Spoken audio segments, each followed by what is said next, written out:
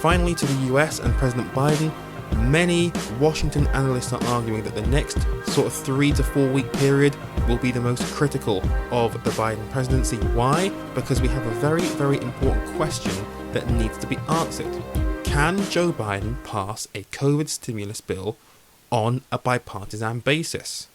Very, very important, because Joe Biden ran in 2020 on unity. He ran on bringing the country together. He ran on being somebody that can reach across the aisle and generate compromise. That is his raison d'etre, right? So, you see in the stimulus bill that he announced, things like a $15 minimum wage, for example, a very, very important Democratic priority.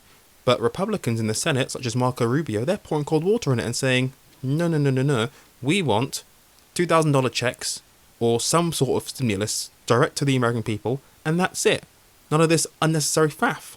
So, yes, the $15 minimum wage, very, very important for Biden to have that in there, but let's be real, it was probably put in there by the Biden team to then be immediately dispatched once Republicans started to negotiate.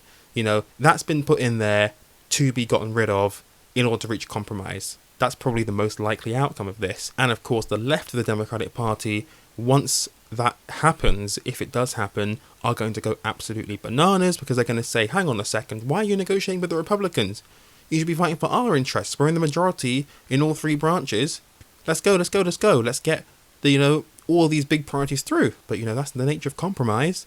The left are not going to be happy about that at all. And another interesting thing about Biden when it comes to compromise, Biden has said he's willing to wait as long as he needs to get bipartisan support. He's not in a rush to go down the reconciliation route, which would mean that you'd only need 51 votes to pass this bill instead of 60, which would enable them to bypass the filibuster. So Republicans with 40 votes could stop this bill from happening. Democrats could go down the reconciliation route, and they would only need 51 votes, simple majority.